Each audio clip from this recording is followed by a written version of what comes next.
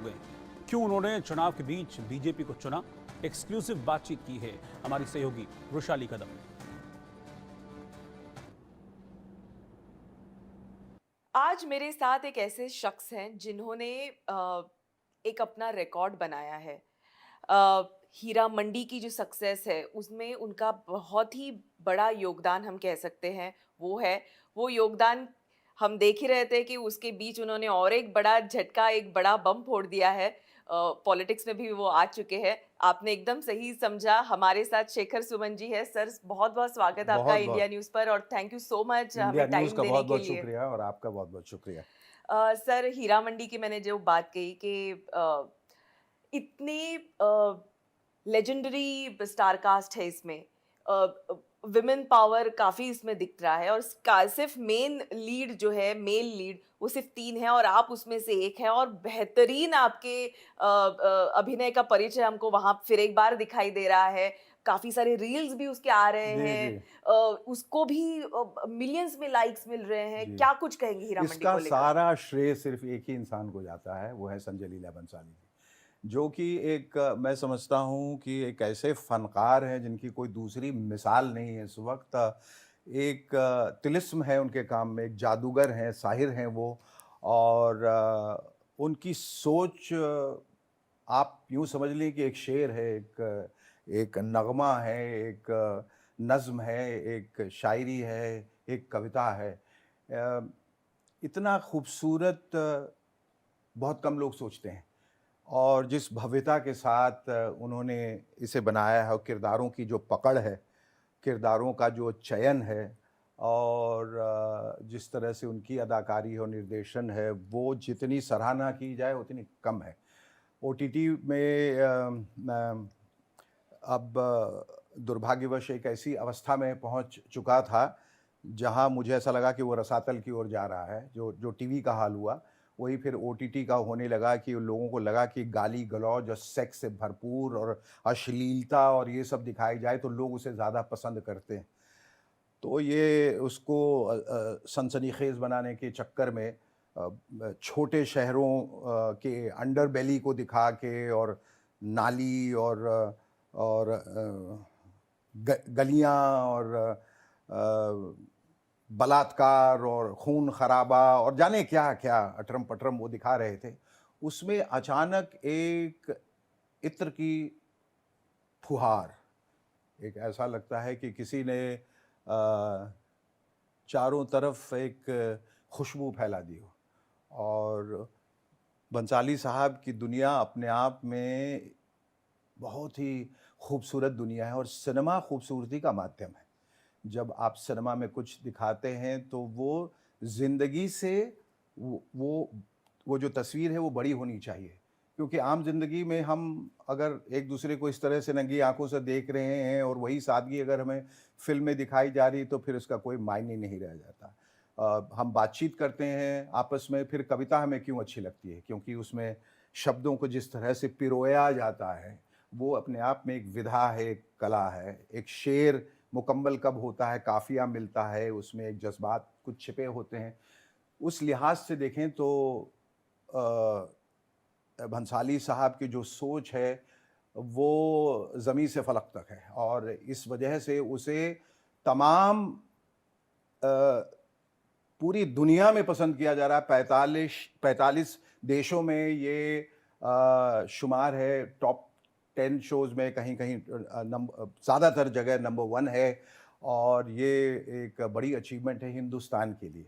क्योंकि हिंदुस्तानियों को जिस तरह से बाहर लोगों ने एक तस्वीर रची थी कि यहाँ बस हाथी घोड़ा और ये झोपड़पट्टी और गरीबी और मुफ़लिसी, उसको हट के भी एक बड़ी खूबसूरत दुनिया है और हम हिंदुस्तानी भी किसी भी अंतर्राष्ट्रीय निर्देशक या कलाकारों से कम नहीं हैं, तो वो हमने दिखाया है।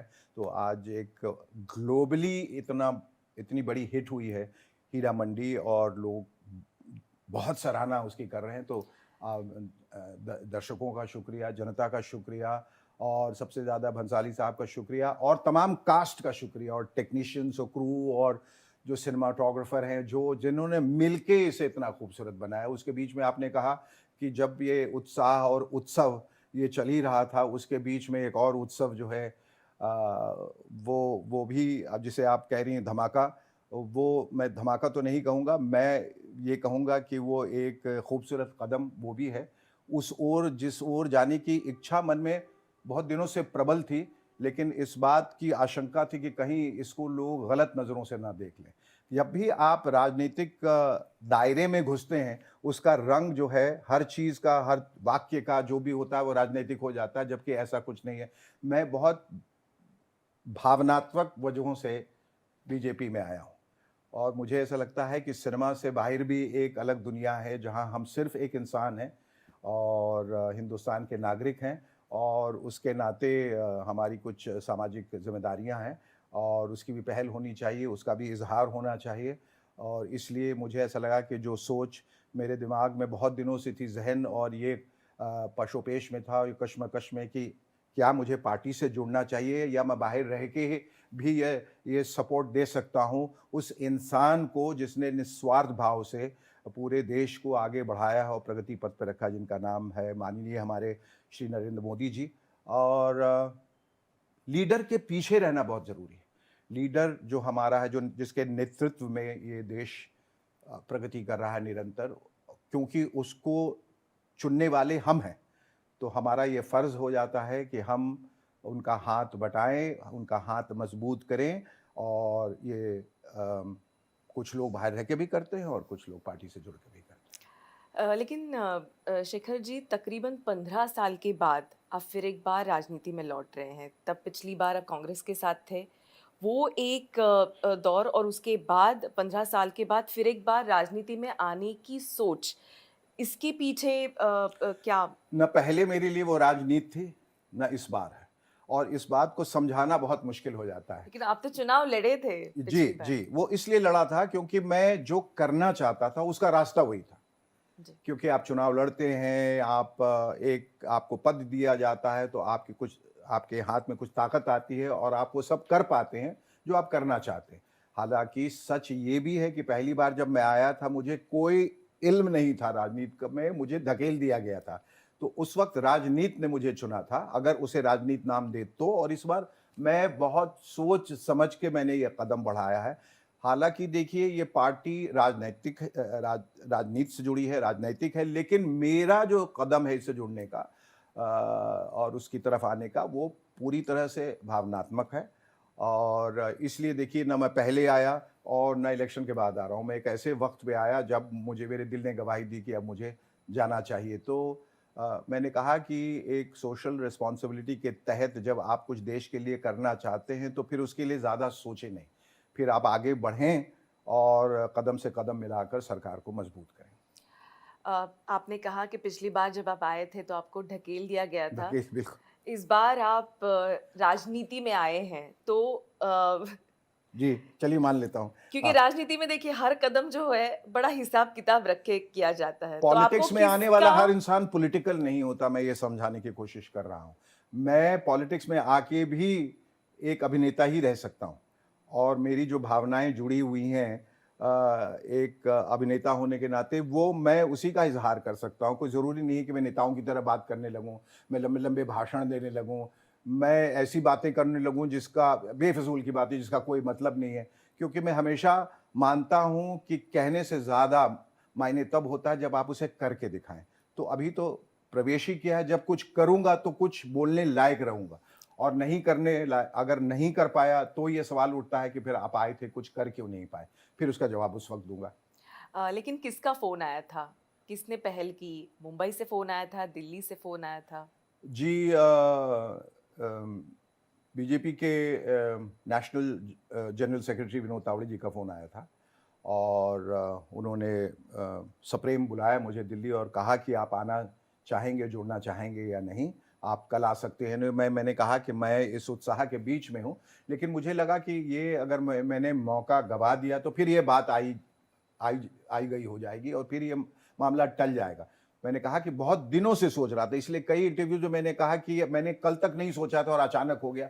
वो कहने का तात्पर्य ये था कि मैं इस उधेड़-बुन में था कि फिर से कोई एक राजनैतिक मंशा न लगाई जाए कि इसकी वजह से उसकी वजह से ये था वो चलिए था। मान लीजिए शेखर जी आपकी कोई राजनीतिक मनीषा नहीं थी, आपको फ़ोन आया, आप चले गए, लेकिन जब तावड़े जी ने आपसे बात की होगी दिल्ली में आने के बाद, तो उन्होंने कुछ आपके सामने बातें रखी, कुछ उनकी कुछ मनीषा थी आपको लेकर के, क्या कुछ वो चाहते नहीं, हैं कि शेखर जी क्या करें पार्टी बस के लिए? यही है कि आप जुड़ें और आप जब जुड़ेंगे तो हम सबको बहुत अच्छा लगेगा। हमें अच्छे लोगों की ज़रूरत है, अच्छे लोगों की और अच्छे सोच की ज़रूरत है, तो जो होगा अच्छा होगा। तो उसके बाद कोई ऐसे बातों की पहल नहीं हुई कि कोई रोड मैप नहीं बना कि ऐसा करना है, वैसा करना है। आपको कैंपेन के लिए जाना है, आपको हमारे लिए कुछ करना है। आप पार्टी से जुड़ गए, यही अपने आप में एक बड़ी बात है। हमने देखा है कि टीवी पे तो आप स्टार हैं ही, बड़े पर्दे पे भी आप स्टार हैं, अब ओटीटी पे भी आप स्टार बन चुके हैं। लेकिन हमने पिछला अगर कुछ अरसा देखा जाए तो ये भी देखा है कि जो स्टार्स इसके पहले राजनीति में आए थे, जी, वो कुछ ख़ास अपनी पकड़ नहीं नहीं। कर पाए। हुँ। बहुत ही कम ऐसे लोग थे, जी, सुनील दत्त साहब जी, जैसे दत्त साहब जो थे, पॉलिटिक्स में बने रहे। बने रहे। तो क्या आपकी सोच है कि लंबी मंश दौरी अ, मंशा, वो अगर आप में वो जज़्बा है काम करने का, बगैर किसी पद और पदवी के अगर आप रहें, अगर वो लालच है तो फिर आप रास्ते में भटकेंगे और रास्ता भटकेंगे। लेकिन अगर आप सिर्फ़ पूर्ण आत्मसमर्पण और पूर्ण समर्पण के साथ आए, टोटल सरेंडर कि वो जो कहेंगे मैं करूँगा और अगर ये समाज के उत्थान के लिए है, देश के उत्थान के लिए है, तो उसके लिए मैं तत्पर हूँ, तैयार हूँ, कोई सवाल नहीं करूँगा, वो जाके करूँगा। तब ये रास्ता बहुत खुशनुमा हो जाता है, बहुत खूबसूरत हो जाता है। लेकिन इसके वजह से एक छवि बन चुकी है शायद जी, मैं मानता हूँ। बॉलीवुड के स्टार्स जी। की कि ये आते हैं लेकिन टिक नहीं पाते हैं, तो इनके इसके ये बारे फ़िल्म में इंडस्ट्री हमारी हर वजह से ना जाने कई वजहों से बदनाम है। कुछ इसमें सच्चाई भी हो सकती है लेकिन हर बात सच नहीं है। यहाँ भी बहुत अच्छे लोग हैं, संवेदनशील लोग हैं। हमारी फ़िल्म इंडस्ट्री में जैसा आपने कहा कि दत्त साहब ने बहुत अच्छा काम किया और भी बहुत सारे लोग होंगे जिनका नाम लिए बगैर मैं कह सकता हूँ उन्होंने बहुत अच्छा काम किया। कुछ टिक नहीं पाए, कुछ जम नहीं पाए, उनकी क्या वजह थी, ज़ाती, निजी क्या मामला था, उस पे हम टीका-टिप्पणी नहीं करना चाहेंगे। हम ये देखते हैं कि कौन कर पाए, उनसे आप उत्साहित और प्रोत्साहित होकर यहाँ आएँ। जो नहीं कर पाए, वो बात बीत गई, उनकी तरफ देखने की ज़रूरत नहीं है, उनकी कुछ अपनी लाचारी, अपनी कुछ मजबूरियाँ रही होंगी। तो शेखर सुमन जी लंबी पारी खेलने इस बार आए हैं, सब कह सकते हैं। मैं इसे पारी नहीं मानता और ना ही इसे कोई ऐसे लंबी या छोटी पारी। मैं अगर जब देखिए अगर आप बगैर किसी अपेक्षा के आते हैं, बगैर किसी महत्वाकांक्षा के आते हैं, तो वो पारी नहीं, वो आप यूँ कह लें कि एक धारा में, उस प्रवाह में शामिल हो गए और वो धारा आपको जहाँ तक ले जाएगी, धारा जहाँ तक जाएगी, आप उसके साथ-साथ होंगे। इस बार तो बीजेपी कह रही है कि 400 पार जाएंगे, तो वहीं दूसरी ओर कांग्रेस से राहुल गांधी कह रहे हैं कि 180 सीटें भी नहीं मिलेंगी। कैसा देखते हैं आप इन देखिए दोनों पक्ष चीज़ों को? विपक्ष जो है उसके जो ये जंग तो जारी रहेगी हमेशा और आप कुछ कहेंगे, आप सफ़ेद कहेंगे, मैं काला कहूँगा, आप काला कहेंगे, मैं सफ़ेद कहूँगा, ये तो चलता रहता है। ये तो एक राजनीति का एक बड़ा ही गूढ़ पहलू है और उसमें मैं शामिल बिल्कुल नहीं होना चाहूँगा क्योंकि ये खेल जिनको भाता है वो करें। मैंने कहा कि मैं मोदी जी का हाथ मजबूत करने आया हूँ, मैं एक अदना सा इंसान हूँ, जो कुछ अंश मात्र भी मैं योगदान दे सकूँ उसमें मुझे बहुत खुशी होगी कि मुझे ऐसा लगता है कि मोदी जी वाहिद एक ऐसे इंसान हैं इस वक्त हमारे लीडर जो जिनके कौशल को लेके, कुशलता को लेके, उनकी कर्तव्यपरायणता को लेके, उनकी अडिगता को लेके, उनकी सक्षमता को लेके कोई सवाल नहीं उठाया जा सकता।